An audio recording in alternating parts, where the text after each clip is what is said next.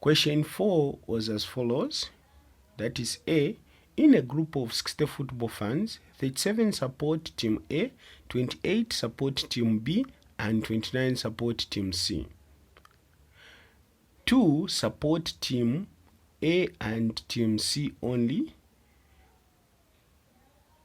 5 support team B and team C only. 7 support team A and team B only. 10 support all the 3 teams. Illustrate this information in the Venn diagram. So what you need to do is you need to draw the Venn diagram like this one. Okay, the one I've drawn there. Once you have drawn a Venn diagram like this one, you even name these circles, the inner circles inside, A, B, and C. So these letters are the names of the sets. Okay. Then let's now put the information given in this Venn diagram. First of all, you need to start on the middle point. You look for the information that is on the intersection of A intersection B and intersection C. You find the information that stands for A intersection B intersection C, and that information is the one which is said support all the 3 teams. So the number of supporters that supports all the 3 teams is 10.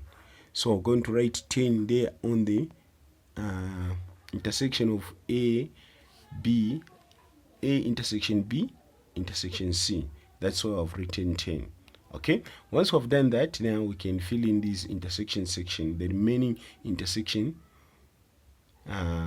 sets. Okay, so I've got, now let's go there on top where it said 2 support team A and team C only. So we're going to put 2 on the intersection of A and C, which is here. So I'm going to write 2 here where I've written 2. 5 where 5 supporters support team B and C. So we're going to write where there is intersection B intersection C, which is here. Okay, I hope you are following. If you are confused, you can ask in the comment section. I'll be glad to explain more. Then we go to 7 support team A and team B only. So we're going to put 7 where on this section where there is A intersection B only, so which is here. Okay, once we have done this, that means we have used the partial of the information. Now when we go to the question or the statement, it reads as follows. In a diagram, 60 football fans in a group of 60 football fans, 37 support team A. So meaning the total number of fans that support team A is 37. Now let's come to our diagram here. Let's count the number of fans which are in the circle A. Okay, so the fans which are in the circle A, the number of fans which are in circle A are 7, 10, and 2. 7, 10, and 2. So when you add these numbers, they will give us 19. So when you subtract 19 from 37, the difference will be 18. Okay, so 18 will be in that circle, just in circle A. It is not in any intersection. It will just be these 18 fans, they only support team A. Okay, they only support team A. Okay, now we can go further now in the same statement. Right? So we said 37 support team A, 28 support team B. So now let's come to set B or team B. There we'll see that we have got 3 numbers, which is 7, 10, and 5. Okay, so these are the 3 numbers of fans that support more than one team. Okay, so when you add that, we are going to have 7 plus 10 will give us 17. 17 plus 5 will give us 22. Now 28 minus 22 will give us 6. So there we're going to have 6. Now when you add 7 plus 6 plus 10 plus 5, that the total will be 28, and that is the total number of fans who support team B. Okay, it doesn't matter whether they support many teams, but it's just we are just looking at the number of funds that support team B. That's why they are in that circle, which is B. Okay, come to C.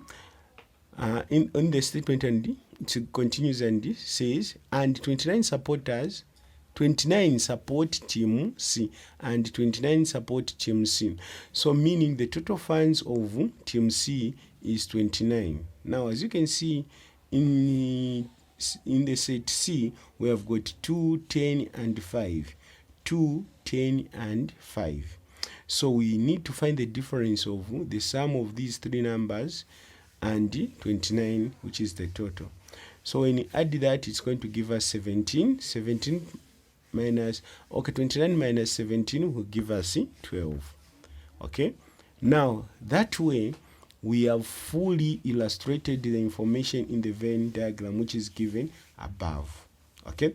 If there was any statement like 6 or 7 do not support any team, then we could have put it in the outside the circles, but inside the rectangle. Outside the circles, but inside the rectangle. Okay. If there were information like a certain number did not support any team, then we could have put that in the rectangle and not inside the circles. Okay. If you have got questions, like I said earlier on, you can ask in the comment section. Now let's go to question 2. Okay, that is 4A2, which is find a number of B complement, number of funds of B complement. So we are looking at funds, the number of funds which are not in set B. The number of funds which are not in set B. Now we can see that set B consists of 7, 10, 5, and 6. So any number that is outside that set B circle, that means they are complement. So in this case, we have got 18, it's not inside the circle B, and 2, which is going to be 18 plus 2, then plus 12. So these are the three numbers that are not in set B. So when you add that, 18 plus 2 give us 20, 20 plus 12 will give us 32. So 32 is the number of funds who do not support team B, or who are complement of team B. Okay, now let's go to question B. Question B, we have got a number of funds which are not A intersection B complement. So we are saying number of funds that do not support team A or team B. Number of funds who don't support both teams, who do not support both teams A and B, who do not support both teams A and B. But if a fund supports A or B, but not both, then that fund will be counted. We just don't want to count those funds that support two teams which are A and B. So in this case, we're talking about 7 and 10. Okay, A intersection B, that is 7 and 10.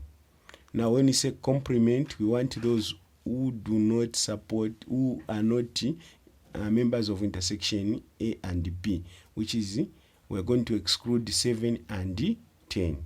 We're going to exclude 7 and 10. So that means we're going to find the sum of 18, 2, 12, 5, and 6.